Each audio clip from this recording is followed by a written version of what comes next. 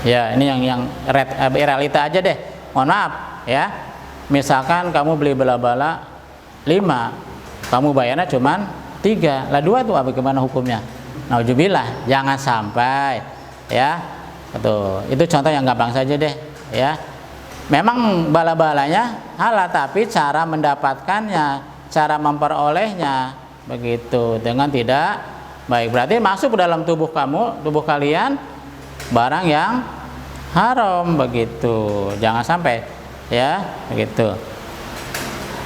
Selanjutnya, akibat dari makanan atau minuman yang haram ya. Nah, ini tadi yang Bapak jelaskan, kalau seandainya tubuh kita masuk barang haram, ini jelas sekali hadis Nabi. Bismillahirrahmanirrahim.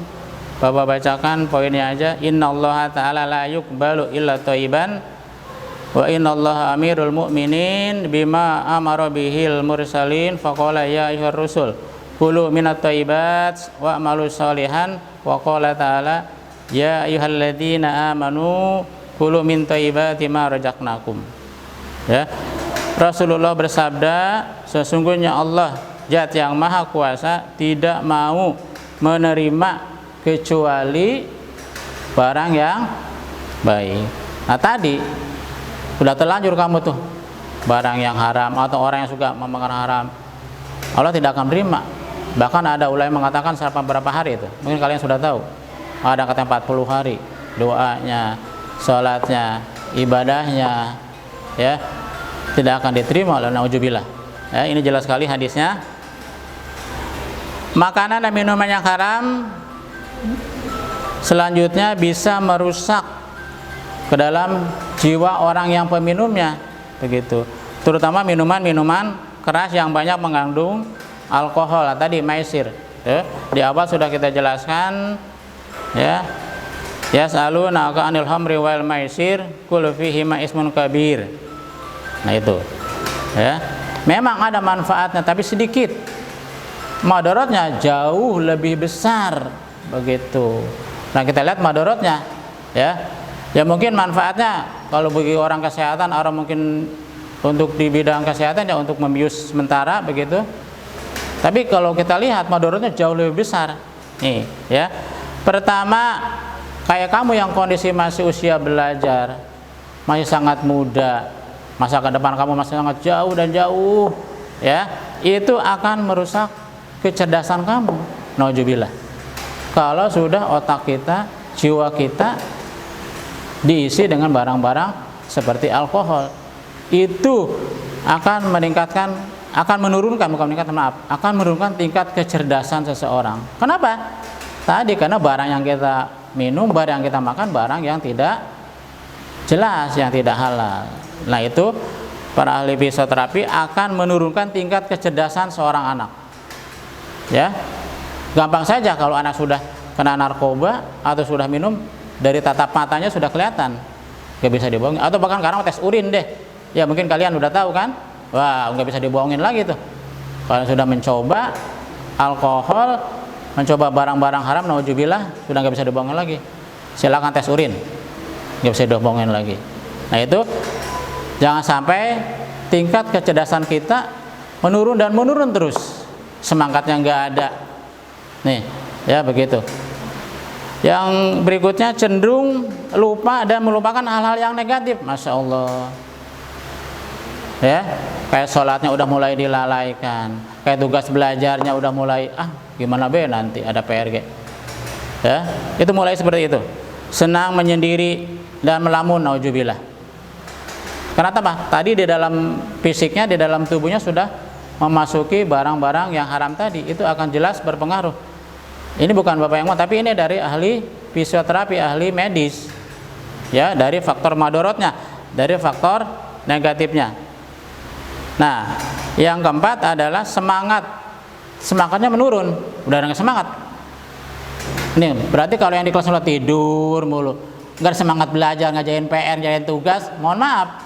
Iya, jangan-jangan, nauzubillah. Nah, semangat belajarnya menurun, maunya tidur. Iya, dibangunin, bang marah-marah melotot, nauzubillah. itu nggak bisa dibohongin lagi tuh. Ya, dari secara psikis udah kelihatan. Ya, orang-orang yang memang kalau sudah mengkonsumsi, meminum sejenis minuman yang berbahaya alkohol, ya. Kemudian makan dan minum yang haram dapat membahayakan kesehatan, jelas tadi. Ya, kesehatannya menurun, pandangan mulai menurun, pola pikirnya sudah enggak nah tadi enggak ada semangat lagi. Terus secara kesehatan juga seperti itu. Kemudian makanan minuman yang haram memudahkan menghadirkan tadi ya sifat malas. Maka itu saya berdoa tuh dalam sholat, Allahumma inni a'udzubika minal hami wal adan, minal kaji wal kasal, minal jubni wal buhul, wa a'udzubika min ghalabati daini wa qahri rijal. Kalau sudah sifat malas, sifat kecut, sifat bahil, nauzubillah, kita berlindung tuh. Suka baca enggak? Kalau habis sholat berdoa, Allahumma inni a'udzubika minal jubni wal buhul, minal aji wal kasal. Nah, makanya minumlah, makanlah barang-barang yang halalan, thayyiban, barang-barang yang sehat, biar aura positifnya dapat.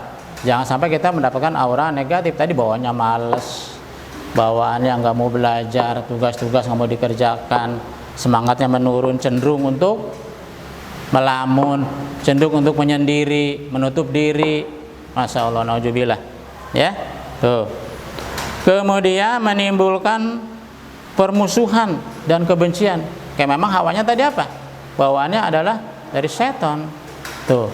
Memang setan itu bawanya orang biar marah-marah, biar malas, biar kesel. Nah, jadi orang negatif terus muncul. Begitu, ya. Dan yang terakhir menghalangi, nah ini jangan sampai. Ya, untuk kita mengingat Allah, ya, untuk kita beribadah. Dan yang pertama adalah terhalangnya doa-doa yang kita ucapkan. Tadi hadis Nabi di atas sudah jelas, innallaha ta'ala yaqbalu illa thayyiban. Ya, ada ulama mengatakan sampai 40 hari. Coba itu kamu puasanya, kamu sholatnya, kamu berbuat baiknya, nggak akan diterima. Kenapa? Karena di dalam tubuh kamu masuk barang-barang yang tidak jelas, barang-barang yang haram. Ya. Sedikit lagi nanti kita masuk ke binatang. Nah, bagaimana kalau ada orang yang sudah seperti itu, usaha preventif? Ya, apa preventif itu? Usaha pencegahan. Ya, usaha pencegahan untuk menghindari agar kita terhindar dari nauzubillah makan minum barang-barang yang haram tadi. Ya, barang-barang yang tidak jelas. Ya, yang pertama apa usaha preventif? Tanamkan di dalam diri kita ya sikap tidak senang, apalagi sampai kenal begitu. Wah, nggak tahu gua itu mah ya, kenal mengenal, tapi jangan sampai kita menyenangi, kita lihat, wah lihat bagus juga ini ya minuman mereknya, jangan sampai seperti itu. Iya, kalau sekenal-kenal nggak boleh, wah ini minuman yang nggak boleh. Itu yang pertama. Apa namanya?